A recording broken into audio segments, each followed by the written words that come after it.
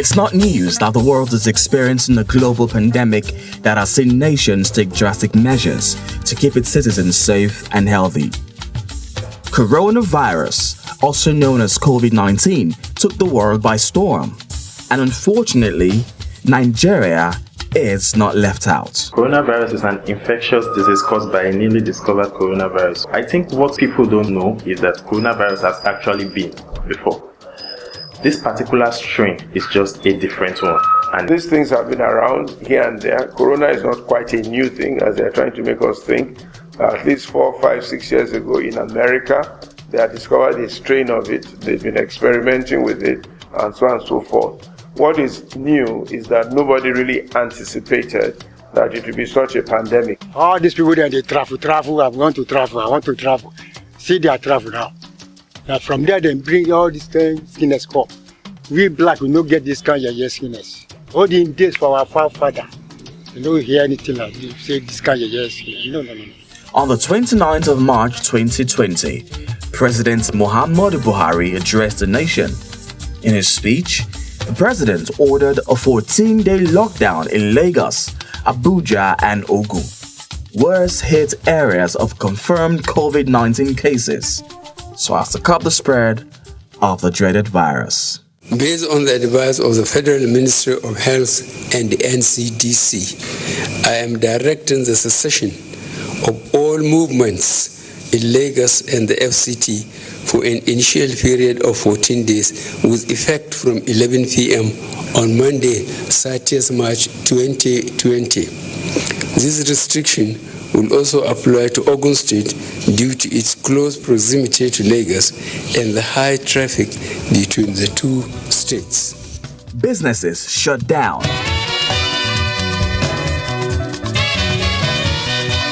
Religious centers followed. Schools have been closed and no social gathering of any sort. My people, coronavirus na real.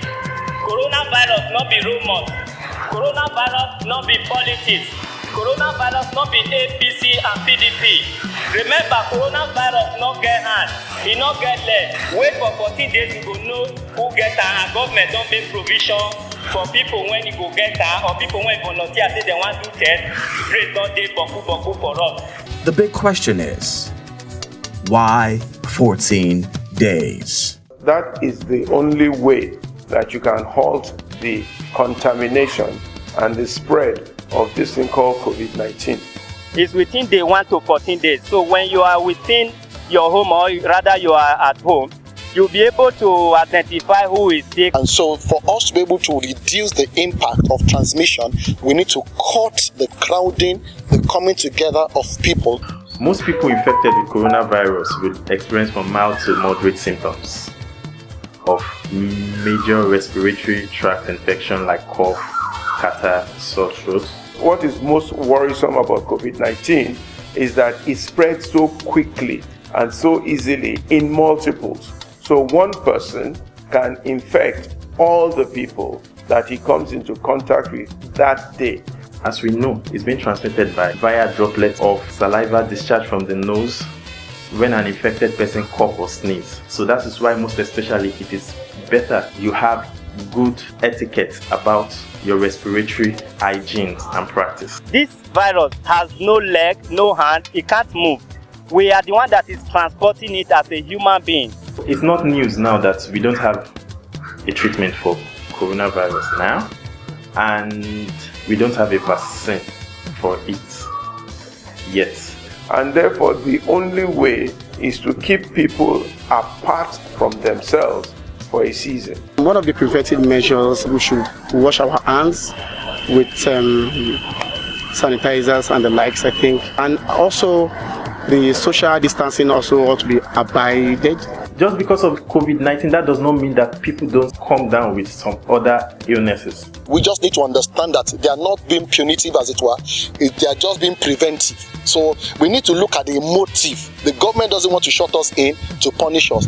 They are shutting us in to help us keep our lives. What we can do about this coronavirus is for us to be well informed and to prevent it from spreading. The coronavirus is alien to us as a people. This is evident in the different reactions and dispositions of Nigerians to the pandemic. As a matter of fact, I'm sure when you came to this place, your temperature was checked at the main gate, and then at my gate here, you were given the sanitizer. And by the time you get to my own door, my children will give you sanitizer before you enter the house. But now with COVID-19, it is so serious. We wash our hands, we sanitize our hands as often as possible. If you have to go out because you have to get groceries or you have to get foodstuffs at a time like this, you make sure that you cover your nose with a facial mask, not because you want to pose like some people think, but because you want to protect yourself from the virus flying around the place, flying around the air. What I have to say basically is, even when this episode is over, we must, as Nigerians, develop a lifestyle of cleanliness. So it should not just be what we do because there's a disease in town. It should be developed as a lifestyle. It surprises you to know that some don't know how to pronounce the name of the virus. COVID-19.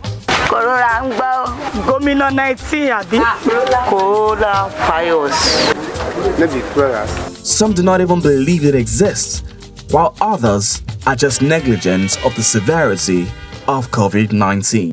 Torí pé àrùn kálukú ọ̀tọ̀ọ̀tọ̀ ni àrùn àwa tí a wà ní ilẹ̀ adúláwọ̀ bíbáyìí àrùn gbá méjì ni ìdírí bọ́ ràn wọ́n lọ́wọ́ èmi nígbàgbọ́ lọ́dọ̀ Ọlọ́run àrùn ò lè dọ́dọ̀ wa o ọpẹ́ mi màbí ṣe ń ràn kiri o.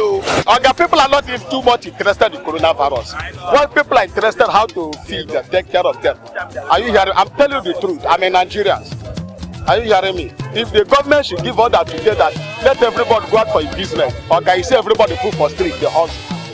Considered the largest black nation in the world, Nigeria is home to more than 170 million inhabitants, people with diverse cultures and languages.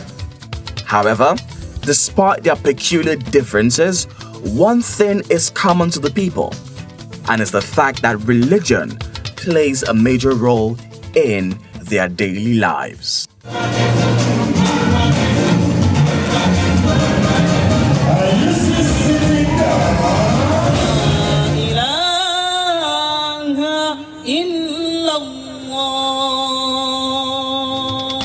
From churches, mosques, and even African traditional worshippers, it's clear that corporate and physical meetings have been affected by the lockdown. So, another important question to ask is, at this time, how do we worship? Kọ́nilégbélé yìí kò tẹ̀sẹ̀ bẹ̀rẹ̀. Ó ṣẹlẹ̀ láàrí ẹnìkan nínú àwọn sàhábà nígbà tí Ànábì papòdà tó wà lórí àléfà. Nígbà tí àìsàn ẹ̀tẹ̀ àti ògòdò tí àìsàn yẹn tó mú nínú ìjọ. Aṣíwájú yìí sọ pé ẹnìkọ̀ọ̀kan yín ẹgbélé yín ẹ kírun nílé ẹ má fi ìrun lẹ̀ o ẹ má fẹ̀sìn lẹ̀ ẹ má fọlọ́run bálẹ̀ o ṣùgbọ́n kẹ́nìkọ̀ọ̀kan máa ṣe nínú ilé rẹ̀ nítorí pé àjọṣepọ̀ yìí yóò mú kí àrùn yín kí wọ́n kó lára ẹni kó sì di tí agbára ò ní ká mọ́. Christianity is an individual relationship with God. So you can worship God by yourself. So in fact, the Bible says in Psalm 91, he that dwells, not they that dwell, in the secret place of the Most High. That means worship is an individual thing. From time to time, you come together to share ideas, to study the word together, to get iron to sharpen iron, and to lift up corporate prayer to God. It's just one of the means of worshiping God. Church has not stopped. Church is not a building. Church is a person who is committed to Christ, and from time to time, the gathering of the people. So social distancing is something we Muslims have not been, in the good mood since the thing happened, because before our prayer could be accepted, we must be able to gather together. It's even one of the obligations of the prayer being accepted, like be together. But there's nothing we can do, since the government said distancing from each other is going to be one of the preventive measures. We have no options. We have no idea. Then following even we had those officers in Saudi that said the Kaaba, the Umrah, Hajj as well have been postponed. And Saudi is the source and the origin of Islam, as we all know. We have no option than following, because obedience to the government, as I said earlier, is very, very important for we Muslims. èyí jẹ́ ìjọsìn fọlọ́run ba nínú ilé yìí lẹ́rìí àwa pẹ̀lú ọlọ́run túláàsì ni ìwà àkójọpọ̀ jẹ́sìn lórí ká mara wa ká jọ bára wa ṣe pọ̀ ká jàǹfààní ara wa ká rí àánú lẹ́rìí ara wa níta torí ẹ̀ kójọpọ̀ ni tá bá rí pé táìsàn ìbádé tó bá ń pa ẹ̀ tó mẹ́mí lọ ó ti pọ̀ jù fún káwa láàmú kójọpọ̀ ká lè bá ríra wa tí ó sì mẹ́mí lọ tó yẹ pé lórí pé àní ríra wa yóò padà wá dálé. Our physical gathering is the most desirable, but the truth of the matter is, now that this has happened, the churches have gone online, everybody's broadcasting. Really, it does not affect relationship because relationship is number one, basically between you and God personal. But we also need the coming together of each other to be able to edify and strengthen each other, which we have now taken online. So if we look at like I told somebody, I said, I prefer to go online than to have members who are falling sick with coronavirus and have to do more prayer and be ready to bury people. This is what the whole world has been facing. Like, particularly Juma service, which is solely on Friday, let's suspend it for now. And alternatively, if there's no Juma service, we can pray Zuhur alternatively to Juma. It's still acceptable in Islam, But we Muslims, we just pray to Almighty Allah to please help us. That is just. As we do so, God dey with us here. Yes, I dey serve my God from my house. This can't pay when they pay. You now know so to make it to shout. Just dey pray for your mind. This person when you sit down with me, no go here. Pray with your mind. God don't hear you. As we do, God dey with us here. God, but you can't see it. Because all the shout, when they shout now. Now all that noise don't come down. Nobody go church, nobody go mosque. Stay at home. Anything you want to do, do it for your house. Religious bodies over the years have been a huge influence in the society. Religious leaders are revered by the people and seen as those to be respected and honored. In the face of the COVID-19 pandemic and the stay-at-home order, what truly is the role of these religious institutions? As a ministry, one of the things we just did today was to give out free food, packs of food, rice, beans, oil, tomatoes, and a little bit of protein so that a man and his family can feed themselves for the next 1 or 2 weeks, maintaining themselves on that food, a family of 3 or 4 children, okay? And the government should do something similar to as many as they can. We may not be able to cover everybody because we're not prepared, but we should do something similar to as many as the daily income earners as we can. And those who have, the wealthy ones, the comfortable ones who have.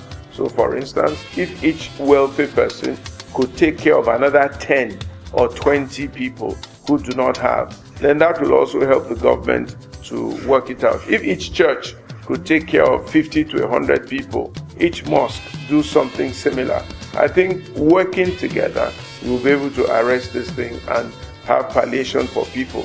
Of course, in terms of thoughts, we have been trying to give them a lot of Islamic understandings, and some of our Muslim brothers and sisters that are very rich in our environment have been so supportive to the needy amongst us.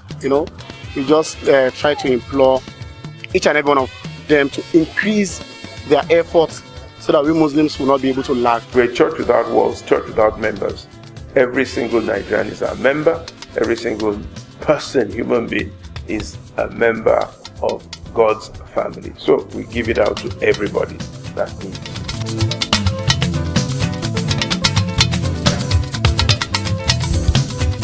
The typical Nigerian is an outgoing individual, one who loves the outdoors. Hanging out with friends pretty much sums up his social life.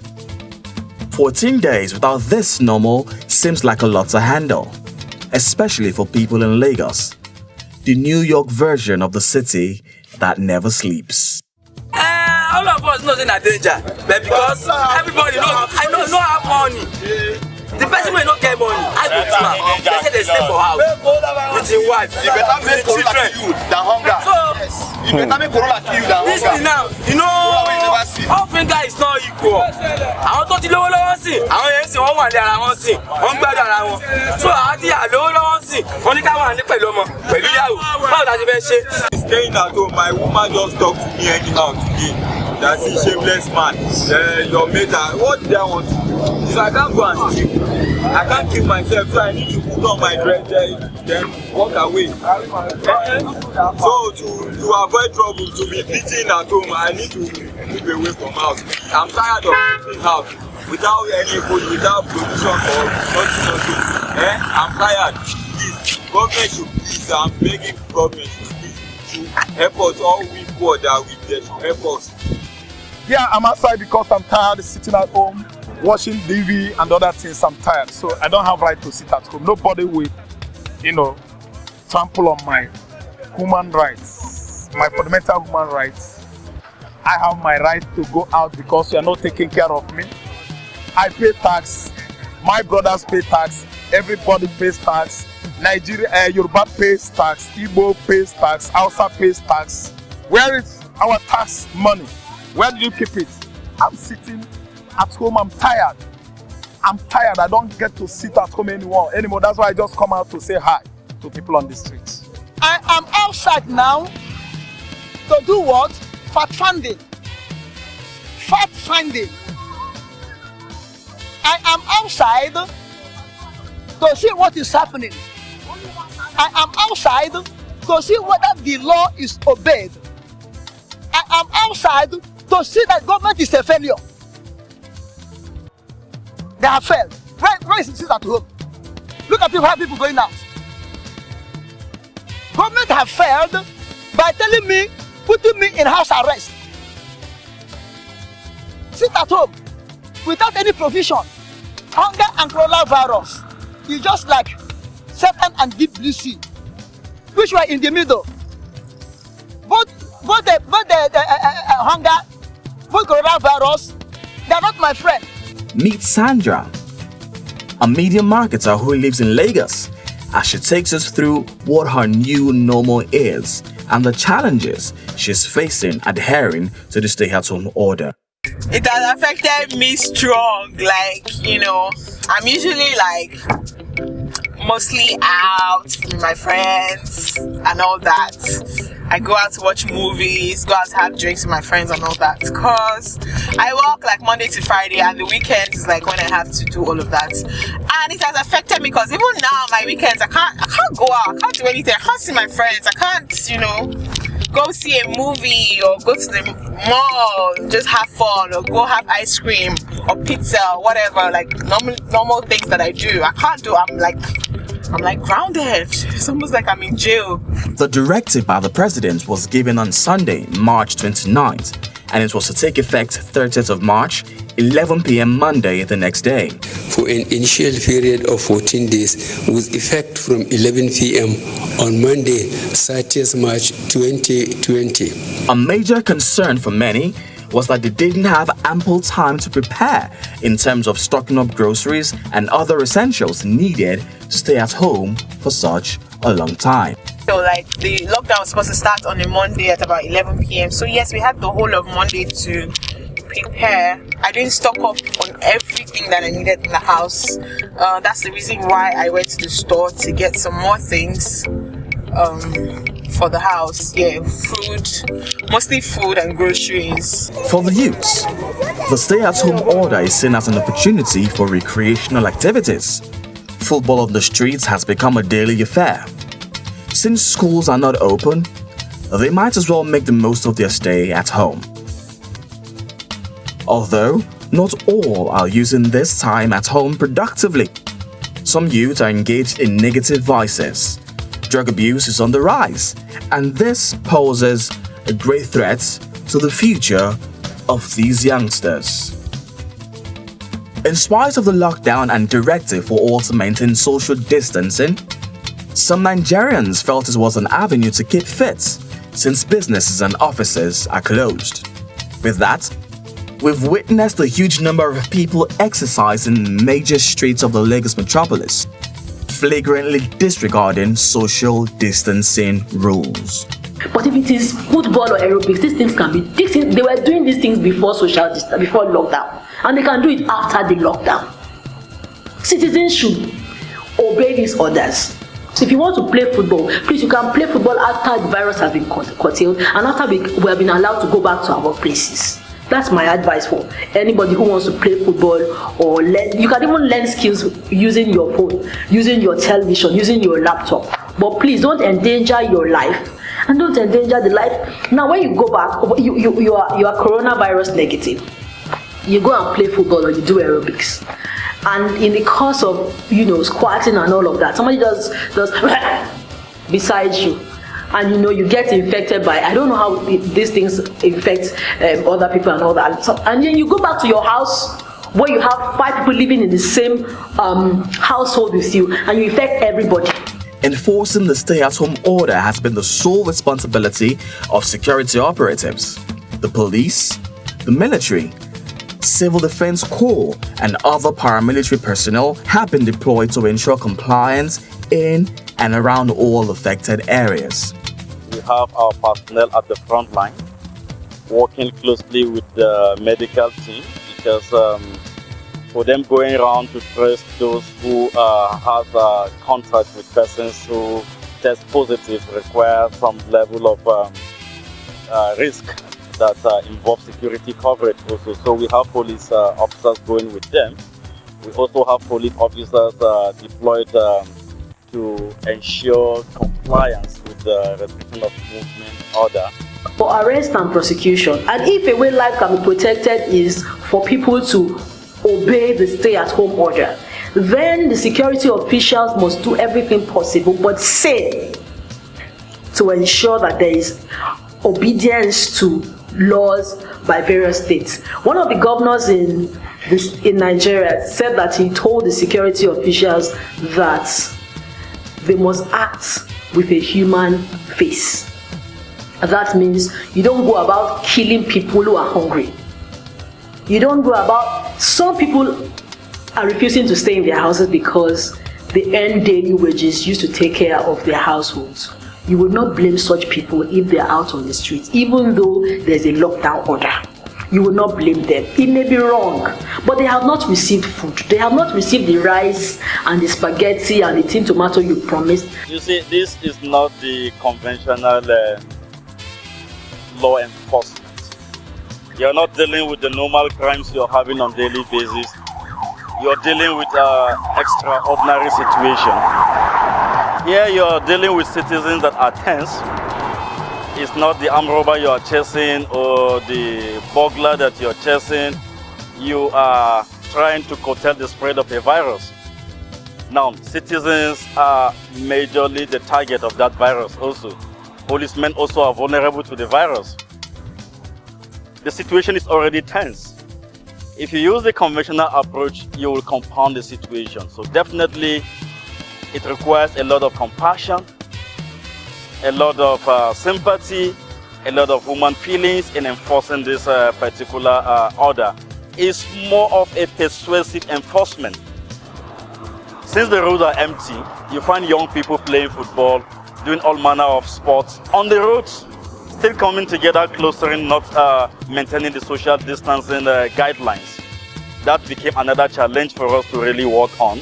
And the last few days also, we stepped up our games and we're able to persuade those citizens also to return home.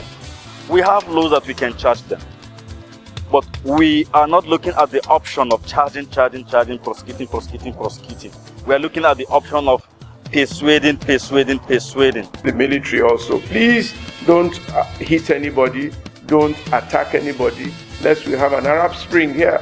People are already pent up in their anger, and then you make a mistake, you hit somebody, and the whole place erupts. Then we have something that we all cannot manage. No matter how hard you work towards persuading people, there will still be few who will insist on doing the wrong thing. And you cannot render the system helpless in a time like this, because there must be a system that will compel compliance to those who feel that they cannot voluntarily comply, which is why the government permits some few courts to sit for this purpose. The law has also been passed to enable the law enforcement agents to be able to carry out the enforcement, and that has helped, which is why you see us now having some few cases now going to courts. And we are likely to have more in the next few days, because those who feel that they will not voluntarily comply, then we will, in the interest of the generality of the people, compel them to comply so that we can serve the majority.